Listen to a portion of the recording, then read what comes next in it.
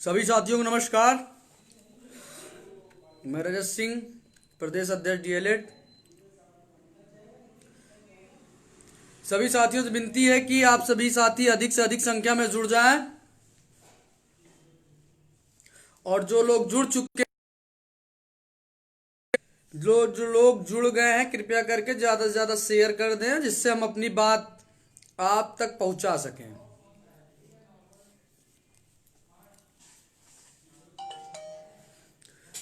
सभी साथियों को नमस्कार, अंकुर जी को नमस्कार।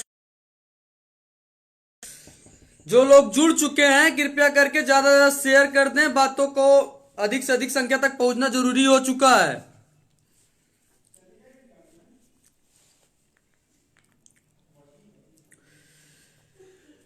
दिवेंदु जी कह रहे हैं न्यू वैकेंसी के लिए बिना देर प्रयास किए होना चाहिए। भैया उसी के लिए तो आया हूं और फालतू चीजें के लिए थोड़ी आया हूं।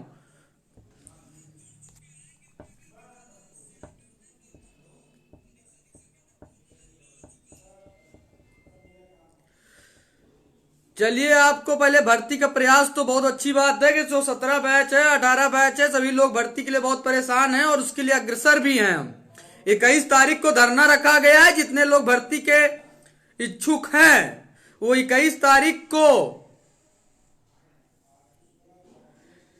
11 बजे SCRT पहुंच जाएं, संघर्ष करें साथ में और भर्ती भी मिलेगी। लेकिन भर्ती के चक्कर में अपना जो पिछला वजूद अस्तित्व है उसको ना खत्म करो।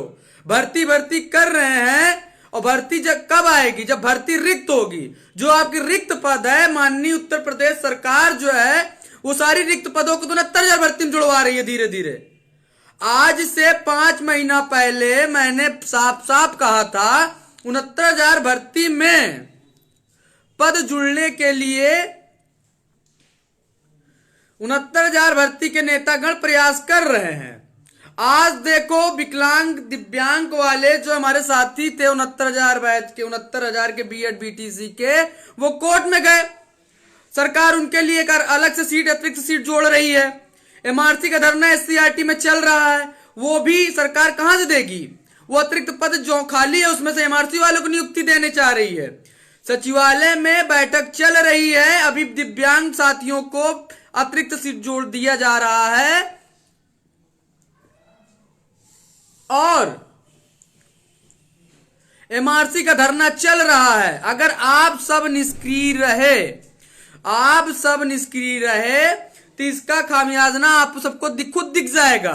भर्ती मैं भी इच्छुक हूं। भर्ती के लिए 21 दिसंबर को धरना रखा हूं, ठंडी का दिन हो या गर्मी का दिन हो। आइए मेरे साथ कदम से कदम मिलाकर संघर्ष करो, धरना दो, बैठो और अपना हक मांगो। आपको भर्ती मिलेगी। और गए और चले आए तो कोई मतलब नहीं है। धरना दो, संघर्ष करो। बिना लाठी के भर्ती नहीं मिली है, नहीं ना मिलेगी आपको। लेकिन भर्ती मिले, एक अच्छी भर्ती मिले। भर्ती का मतलब ये थोड़ी है 10,000 20,000 भर्ती तुमको मिले उसी में खुश रहो। भर्ती का मतलब ये होता है कि आपको भर्ती, एक बड़ी भर्ती मिले। आज मैं सारे मुद्दों पे बात रखूंगा। पहले भर्ती के लिए स्पेशल आया तो भर्ती के लिए बात रखने दीजिए। भर्ती के अंदर आने वाले दोस्त को बात समझिए कि भर्ती तो आएगी, लेकिन ऐसा ना हो भर्ती आए तो 20,000 25,000 भर्ती आए। जितनी रिक्त पद थी, जो 51,000 का फार्मूला अपना के बैठे थे, 97,000 का फार्मूला अपना रहे हो। सरकार ऐसी कई अथेंटिक नहीं बोली है कि हम इतनी भर्ती देंगे। बस भर्ती पे बात हो रही है। भर्ती की संख्याओं पे बात आज तक किसी ने अथेंटिक नहीं बोला है। किसी विभाग ने बोला हो, किसी माननीय शिक्षा मंत्री महोदय ने बोला हो, माननीय मुख्यमंत्री जी ने बोला हो, तब हमें बताएं। 69,000 भर्ती पर नियुक्ति 37,000 वालों साथियों को हो गई और बाकी 3400 पे हो गई। आप समझने का प्रयास करिए। सचिवालय में बैठक में दिव्यांग के लिए अतिरिक्त सीट जुड़ने के लिए आदेश जारी हो गया बेसिक शिक्षा परिषद में। मैंने आज सुबह इसी फेसबुक आईडी रजत सिंह डीएलएड पर मैंने विद प्रूफ के साथ अपलोड किया है। अभी समय नहीं है, अभी 2-3 दिन के अंदर आप देखिएगा एमआरसी का भी होने वाला है। एमआरसी की जो लड़ाई लड़ रहे हैं, धरना प्रदर्शन SCRT में कर रहे हैं, उसके लिए जो है अभी लाइव हैं आप, जो है यहाँ पे सीमा कैफे कार्यालय पे आइए। जी जी चलिए, ठीक ठीक ठीक, लाइव है हम। आपको मैं बताना चाहता हूं, एमआरसी का धरना चल रहा है और उसका भी संघर्ष चल रहा है और उसमें भी जल्द बैठक होने वाली है सचिवालय में, और जल्द ही इस पे भी आदेश जारी हो जाएगा अतिरिक्त पद जोड़ने के लिए। तब आप क्या करेंगे? 1500 आज दिव्यांग साथियों के लिए कटा हुआ है, एमआरसी वालों के लिए कटा है, कटेगा। दिव्यांग साथियों की बात कटने के बाद अब आने वाला एमआरसी पे कटेगा। आप कितनी सीटें अपने अतिरिक्त कटवाएंगे? वो सीटें जो अतिरिक्त सीटें में कटेगा तो अपनी बेकाने वाली वैकेंसी में ही आने वाली वैकेंसी को ही कम सीटें आएंगी। इसलिए मैं कहना चाहता हूं, सरकार तक बात आप रखिए कि हमें नई शिक्षक भर्ती दें। ऐसे ना हो कि नई शिक्षक भर्ती का रट आप लगाएं, नई शिक्षक भर्ती का आप रट लगाएं, जो है नई शिक्षक भर्ती का रट लगाने के चक्कर में सीटों का आंकड़ा कम हो जाए। भैया 18 सीटों का आंकड़ा कम हो जाए। मांग रखिए नई शिक्षक भर्ती जल्द आए। दूसरा मांग ये रखिए कि शिक्षक भर्ती जो आए अधिक संख्या में आए। तीसरा प्रथम वरीयता के साथ आए। चौथा जो है अतिरिक्त सीट एक भी ना कटे। अगर एक भी सीट कटती है तो आने वाली भर्ती में ही पद वो घटेंगे और हम एक भी अपना अतिरिक्त पद नहीं कटने देंगे, ना हटने देंगे, ना कम होने देंगे। जो भर्ती आने वाली है वो पूर्ण हमारे बीटीसी डीएलएड के भाइयों के लिए है। उसमें हम एक भी सीट कम नहीं होने देंगे। भर्ती जल्दी आने का प्रयास करेंगे और प्रथम वरीयता के साथ हम मांग करेंगे।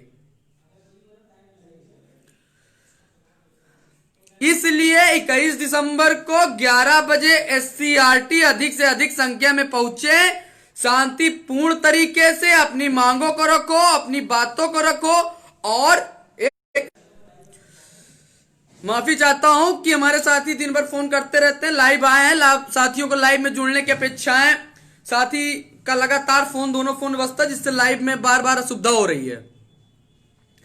मैं हर बात तो मैंने कहा डीएलएड परिवार के साथ हर स्तर पे मैं खड़ा हूं। अभी मुद्दा शिक्षक भर्ती का है और जो ये साथी डर रहे 18 बैच के बैक वाले साथी, 18 बैच के फ्रेश साथी, भैया भर्ती के लिए मांग उठाई जा रही है, भर्ती आ नहीं रही है। अगर सरकार आज विज्ञापन जारी करे तो भर्ती 4 महीना बाद आएगी। पहली चीज जान लो, भर्ती के लिए 1 महीना बाद आवेदन शुरू करेगा। 2 महीना बाद आवेदन होगा तो 1 महीना आवेदन चलेगा तो चौथे महीने जाके पूरा होगा। तो भैया आप पहली चीज तो ये डर करना बंद कर दो। डर करना बंद कर दो कि भर्ती से आप बाहर होंगे। भर्ती से कोई बाहर नहीं होने वाला। पहले भर्ती तो आने दो। भर्ती तो कोसों दूर है और कोसों दूर है तो उस भर्ती के पास जाने का प्रयास करो। हम सब केवल भर्ती के जाने के पास प्रयास कर रहे हैं, ना कि भर्ती आ रही है। भर्ती को लाने के लिए प्रयास किया जा रहा है। इसमें आप सबका सहयोग चाहिए, साथ चाहिए। ऐसा ना हो कि आपका भी बैच 18 बैच भी पूरा हो जाए, 19 बैच भी पूरा हो जाए, 20 बैच भी पूरा हो जाए और समय ये हो जाए कि बैच पूरा होने के बाद भर्ती का नामो निशान नहीं है। सरकार की मंशा भर्ती देने के लिए नहीं है, ये चीज आप जान लीजिए। माननीय शिक्षा मंत्री महोदय जी ने कहा था कि 69,000 भर्ती का कटाफ आएगा तब भर्ती दिया जाएगा। कटाफ आने के बाद माननीय शिक्षा मंत्री महोदय जी कहते हैं रिजल्ट क्या कहते हैं नियुक्ति देने के बाद का जो है दिया जाएगा। अब नियुक्ति देने के बाद की बात हुई तो अब टेट कह रहे हैं टेट होने के बाद दिया जाएगा शिक्षक भर्ती। अब पता लगा टेट हो गया तो टेट होने के बाद ऐसा है आगे वाली भर्ती में देखा जाएगा, आने वाले सीटेट में देखा जाएगा, फिर आगे वाले बैच को देखा जाएगा। इस तरह से सरकार अपना समय व्यतीत कर रही है। मैं आप सबसे कहना चाहता हूं, आप सभी ध्यान से सुनिए। मैं अपने परिवार को कभी अनित होता नहीं देख सकता।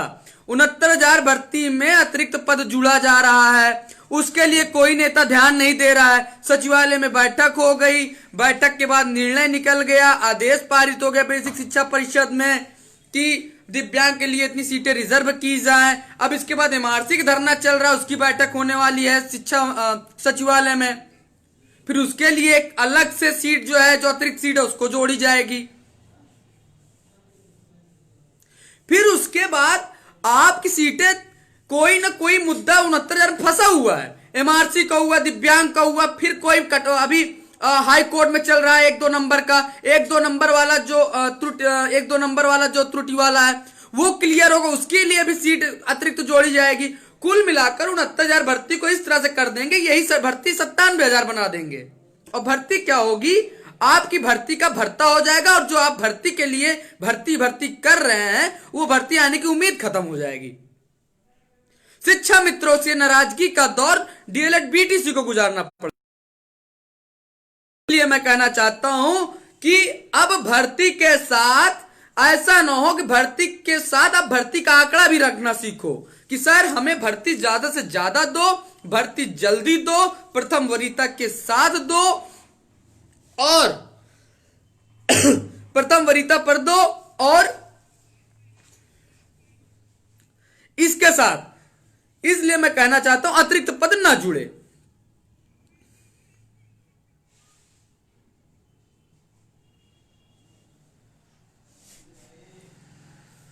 अगर आप सब इन मुद्दों पे ध्यान नहीं देंगे तो फिर पछताएंगे। आज दिव्यांग के लिए अतिरिक्त सीट जोड़ी जा रही है, एमआरसी का धरना चल रहा है, उसमें भी सीट जुड़ जाएगी। उसके बाद 1-2 नंबर त्रुटि वाले पे कम से कम 10,000 लोग नियुक्ति पाएंगे, उस नंबर पे भी सीट घटेगी। तो जान लीजिए आने वाली जो भर्ती होगी 15 से 20,000 के बीच में होगी, और उसी को आप पाएंगे। फिर उसमें फेल होंगे तो उसमें बंटवारा, फिर उसमें जो पास होगा फिर कटाव में कटेगा। इस तरह के आप चीज में बाहर होते चले जाएंगे, आखिरी में आप शांत होकर हार कर बैठ जाएंगे। मैं चाहता हूं कि आप सब 21 तारीख को SCRT समय 11 बजे उचित मांग सहित शांतिपूर्ण तरीके से हम SCRT में अपनी मांग रखेंगे।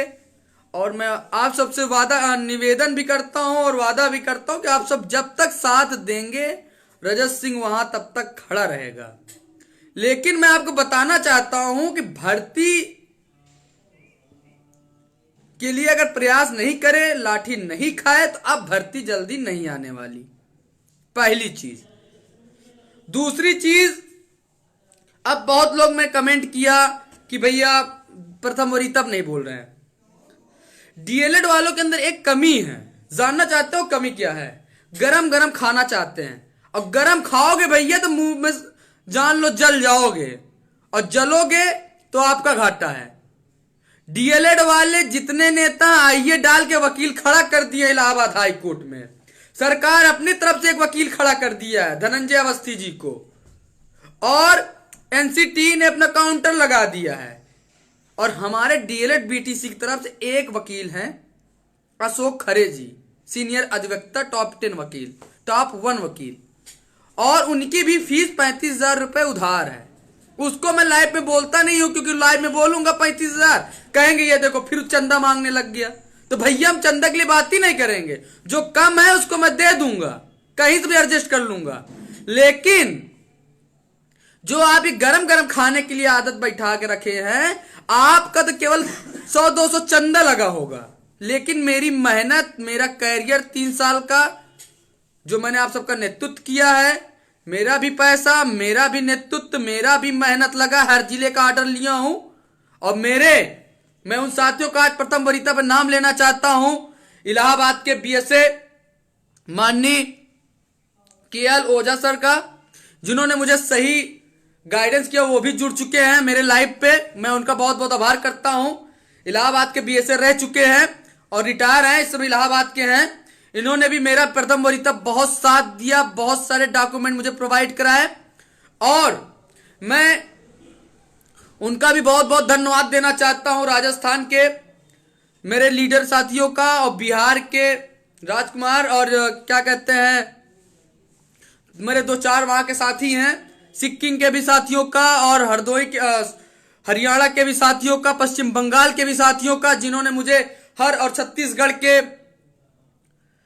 प्रधान जी जो है, उनका नाम पूरा नहीं याद है, उन्होंने बहुत बहुत मेरा साथ दिया है। मैं उनका भी बहुत बहुत आभार व्यक्त करना चाहता हूं कि केस आज इस मोड़ पे आ गया है कि सरकार मेरा केस काउंटर फाइल तक नहीं होने दे रहा है और मैं भी आराम से मौके की तलाश कर रहा हूं। जिस दिन मैं लाइव नहीं बोलना चाहता हूं, लेकिन इतना जान लेना कि प्रथम वरीयता मैं जीत कर रहूंगा, और कब जीतूंगा इसको आप ज्यादा मत जानिए, क्योंकि आप तो बढ़िया बहुत आराम से कमेंट कर देते हैं प्रथम वरीयता क्या हो रहा है, और मैं लाइव बोल देता हूं। ये लाइव जो आता है ना, ये लाइव आप तो देखकर भूल जाते हैं, लेकिन जो मेरे विपक्ष की टीम और मेरे बीएड फोन कॉल्स आने की वजह से मेरा लाइव बीच में वो हो जा रहा है। मैं साथियों निवेदन करना चाहता हूं कि जब तक लाइव चले कृपया करके फोन ना करें। मैं कहना चाहता हूं कि प्रथम वरीयता जिस तरह मजबूती से चल रहा है, इसमें बहुत सारे मेरे बड़े बड़े साथियों, इसलिए प्रथम वरीयता बहुत ही मजबूती से पेश किया गया है और कोर्ट में आज इतनी सुनवाई के बाद भी टिका हुआ है। अगर केस में दम ना होता तो आज केस कब का खारिज हो चुका होता। आज दिन ये हो गया है कि माननीय उत्तर प्रदेश शासन के द्वारा माननीय न्यायमूर्ति जी के सहयोग से तो केस अच्छे से मजबूती से खड़ा हुआ है। एनसीटी अपना काउंटर फाइल करने से डर रही है और यहां तक केस को काउंटर होने नहीं दे रहे, बार बार तिथि लिया जा रहा है। इसलिए उसका सही समय आएगा और जब समय आएगा 1-2 महीने के अंदर ही आपको पता चल जाएगा। मैं सोशल साइट पे और लाइव वीडियो में ज्यादा साझा नहीं करना चाहता, क्योंकि वो मेरी मेहनत है, वो मेरा कैरियर है। अगर मैं उसको जीत जाऊंगा तो लाखों का भविष्य और मेरा भी कैरियर बन जाएगा। इसलिए मैं फेसबुक पर प्रथम वरीयता के संबंध में ज्यादा न साझा करके इतना बताना चाहता हूं, देर से ही लेकिन आपको आपका हक मिल जाएगा, यह मैं वादा करता हूं। और प्रथम वरीयता अटल जीत है, इसको कोई रोक नहीं सकता। ये जीत लेकर रहूंगा और अगली भर्ती में ताली ठोक के बोलता हूं कि इसमें तुमको प्रथम वरीयता मिलकर रहेगा। यह मेरा वादा है। आपको प्रथम वरीयता मिलेगा आगामी भर्ती में, यह भी मेरा वादा है। लेकिन भर्ती निकलवाओ और अतिरिक्त पद ना जुड़ने के संबंध में और ज्यादा सीट निकालने के संबंध में आप संघर्ष रहो। और 21 तारीख को धरना है, आप सबका है और इसमें आप सब अधिक संख्या में आए, अपना नेतृत्व स्वयं करें। और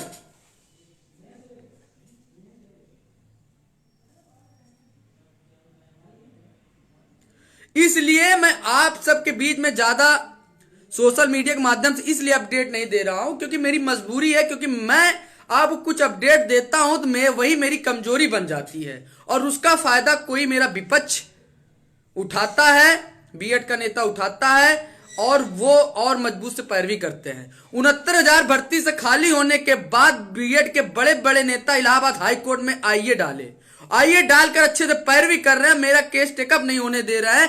आज जिस मुसीबत में मैं हूं वो यहां तक की कोशिश करते हैं अशोक खरे सर को मिलाने का, लेकिन मैं बराबर उनसे बना हुआ हूं और उनसे मैं डेली लाखों लोगों के भविष्य और उनके अधिकार की बात करता हूं। लेकिन मैं साथियों आपसे कहना चाहता हूं कि प्रथम वरीयता पे आप सब सक्रिय रहें और आगामी भर्ती पे भी सक्रिय रहें और डीएलएड के लिए भी आप सक्रिय रहें, क्योंकि सरकार चाहती है कि डीएलएड खत्म हो, इनका अस्तित्व खत्म हो जाएगा। 2020 का डीएलएड का अस्तित्व ना निकाल का अस्तित्व खत्म किया जा रहा है।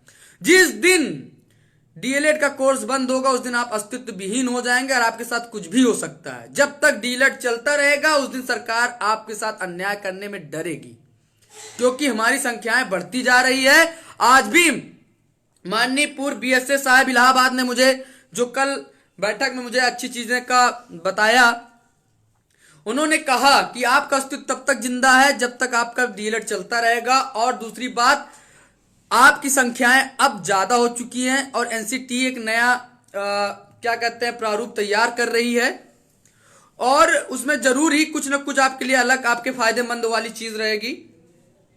और दूसरा उन्होंने यह भी बताया, साझा किया कि आप जो है आपकी संख्या अब ज्यादा हो चुकी है, और आपके गजट एनसीटी के गजट जहां पे लिखा गया कि बीटीसी बीएड की संख्या बीटीसी की संख्या जहां ना हो वहां पे बीएड को शामिल करने के लिए विचार किया जाएगा। तो अब वो सारी चीजें अब दोषपूर्ण खत्म हो चुकी हैं। अब सिक्किम वाला आपके ऊपर लागू होना चाहिए। आपकी संख्या ज्यादा है, सरकार को अब प्राथमिकता देनी चाहिए ही चाहिए।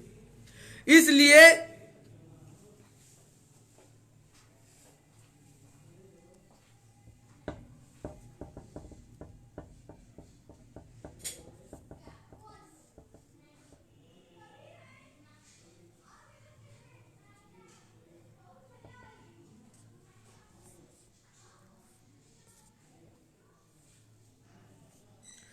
चलिए ठीक है, लाइव आपका जो मेरा मुद्दा था, और बाकी मैंने अपने जो संघर्षशील जो साथी थे उनको द्वारा मैंने कहा था कि सचिवालय में जाएं, भर्ती के लिए 2 स्तर से प्रयास करें। पहला जो है जमीनी स्तर पर संघर्ष, एससीईआरटी विभाग कार्यालय में ज्ञापन दें, वहां पे दबाव बनाएं। दूसरा सचिवालय में जाकर माननीय शिक्षा मंत्री महोदय और विभाग के रेणुका मैडम इन सबसे बराबर मिलते जुलते रहें, भर्ती के प्रति आगाह करते रहें। और इसी के साथ मैंने आपको अवगत कराया था विभिन्न जिले के लीडरों को, और जिला अध्यक्ष, उपाध्यक्ष, महामंत्री, प्रवक्ता और विभिन्न जिले के विपक्ष की टीम हो, चाहे जिस टीम के हो, उनको मैंने बोला था कि वो सचिवालय में पास बनवाकर जरूर जाएं और अवगत कराते रहें व्यक्तिगत। जब आप सचिवालय का दौरा करते रहेंगे तो आपको जरूर आपके बातों का प्रभाव पड़ेगा, और जो है आप विभागों में आपका भी प्रभाव पड़ेगा। अगर किसी को कुछ पूछना हो तो आप सब बेशक पूछ सकते हैं, नहीं तो हम अपने लाइव को समाप्त करें। हम चाहते हैं कि जो एक कमेंट बॉक्स में आप सब आपस में लड़ने झगड़ने वाली क्रिया करते हैं वो ना किया करें, क्योंकि देखिए बीएड का काम है। जब मैं लाइव आता हूं तो बीएड वाले गाली देंगे, तो डीएलएड वाले वाही वाही करेंगे मेरा। तो गाली देना, आरोप प्रत्यारोप तो लगता रहता है, लेकिन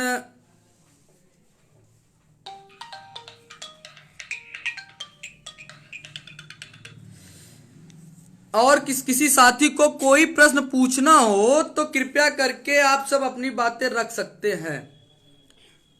बाकी 21 तारीख के लिए धरना आह्वान कर दिया गया है, और भर्ती वाले जितने नेता हैं उनसे भी उम्मीद करता हूं वो सब भी आएंगे, डीएलएड वाले साथी भी आएंगे, क्योंकि भर्ती बहुत दिन से हो रही थी। हमें लगा कि भर्ती के लिए सीधा घेराव होना चाहिए।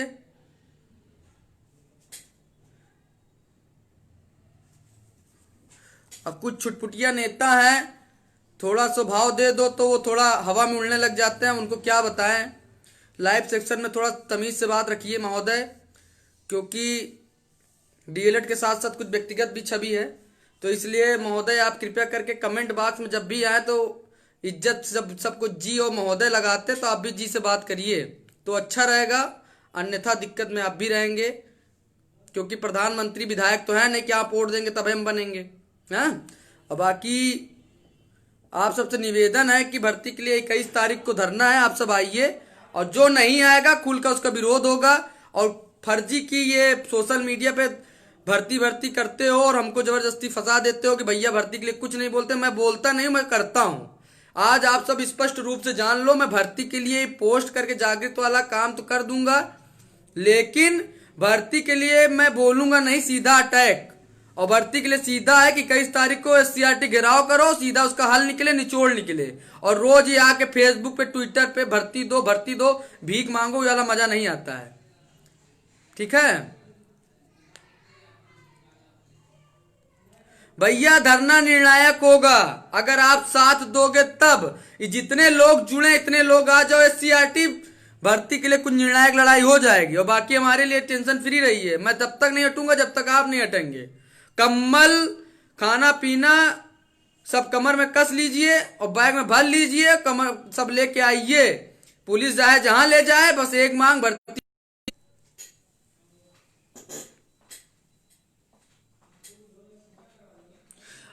अनु जी हमारी बहन है हरदोई से। ये बहुत संघर्षशील छात्रा है और हमेशा हर धरने में आती रहती है। और मैं अनु जी मैं स्वागत करता हूं, आप भी धरने में आइए। और मैं उम्मीद करता हूं 17-18 बैच साथियों, भर्ती के लिए प्रयास किया जा रहा है, ना कि भर्ती आ रही है। ये चीज जान लीजिए। भर्ती तो हमको लग रहा है सरकार दे भी ना, सरकार जो 25 सीटें उसको जोड़कर तो पूरी कर रही 69,000 के लोगों को। तो ऐसा ना हो कि आप भर्ती और बैच बैच की लड़ाई के चक्कर में आप भर्ती ना निकलवाए, फायदा कोई और ले जाए।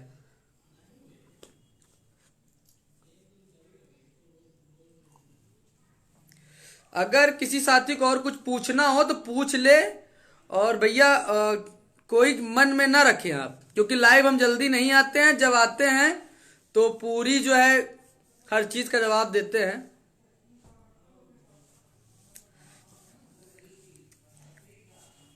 अमित जी भी हमारे साथ बस्ती से हैं और गणेन कुमार जी भी आए हैं। ये सब बैठे हुए हैं। और हमारे एटा से अतुल सक्सेना जी जिला अध्यक्ष आए हैं।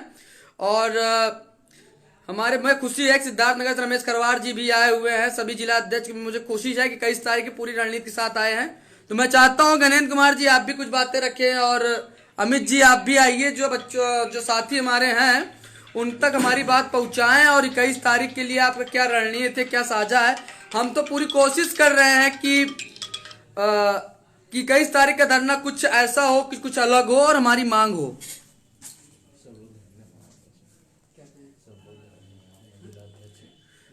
आइए जो है मैं हर जिले की मीटिंग भी ले रहा हूं। 75 जिला है, हर जिले के लीडर से व्यक्तिगत मुखातिब हो रहा हूं और वहां के साथियों के आने की भी पूछ रहा हूं कितने लोग आएंगे। धरने का मतलब होता है धरना आह्वान नहीं करना, धरने का आह्वान के बाद भीड़ को जुटाना। और उसके लिए मैंने हर जिले के नेतृत्वकर्ताओं से बात किया हूं और बात करने के बाद उसका निचोड़ निकाला हूं। और निचोड़ में यही निकला है कि संख्याएं जुटेंगी, लेकिन ऐसे भी उम्मीद नहीं कर सकता हूं कहीं ना हो। तो गणेन जी भी आएंगे आपके बीच महाराजगंज से और वो आपके साथ बात रखना चाहते हैं। आइए गणेन जी बात करिए, क्या कहना चाहते हैं? आपके जिले से कितने साथी आने? सभी साथियों को नमस्कार। मैं ज्ञानेंद्र वर्मा, महाराजगंज जिला अध्यक्ष। सभी साथियों को यही कहना चाहते हैं 21 तारीख को जो धरना रखा गया है, सभी साथी वहां अपना उपस्थिति दर्ज कराएं और धरना को सफल बनाएं। धन्यवाद। तो मैंने आपको बताना चाहता हूं मेरे बहुत सारे साथी उपस्थित हैं। मैंने कोशिश किया है कि 40 से 45 जिले के जिला अध्यक्ष हमारे मौजूदा इलाहाबाद के अल्लाहपुर में कार्यालय पे, डीएलएड कार्यालय पे उपस्थित दर्ज करा चुके हैं। और मैं उम्मीद करता हूं कि इस धरने में मेरे हर जिले के जो साथी हैं और जो टीमें हैं वो जरूर पहुंचेंगी। और मुझे लगता है कि निर्णायक लड़ाई होगी, लेकिन ये लड़ाई नेतृत्वकर्ता के भरोसे और जिला अध्यक्ष के भरोसे नहीं लड़ी जा सकती। ये लड़ाई लड़ी जा सकती हर एक प्रशिक्षु अपनी मजबूती और अपने हक को पहचाने और उसके साथ यहां पर उस 21 तारीख की लड़ाई में उपस्थित हो।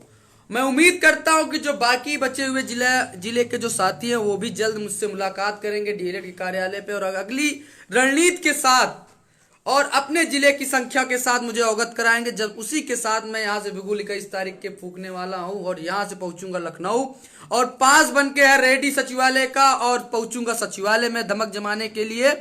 और सचिवालय में भी वार्ता करने के लिए पूरे प्रयासरत रहूंगा, अधिक संख्या के लिए और अतिरिक्त पद न जोड़ने के लिए प्रथम वरीयता के साथ। लेकिन उससे पहले होगा एससीईआरटी में एक अच्छा सा घेराव प्रदर्शन और निर्णायक लड़ाई और सरकार तक पहुंचाएंगे अधिक संख्या की भर्ती मांग और जल्द भर्ती के लिए। तो हम चाहते हैं कि कोई भी मांग और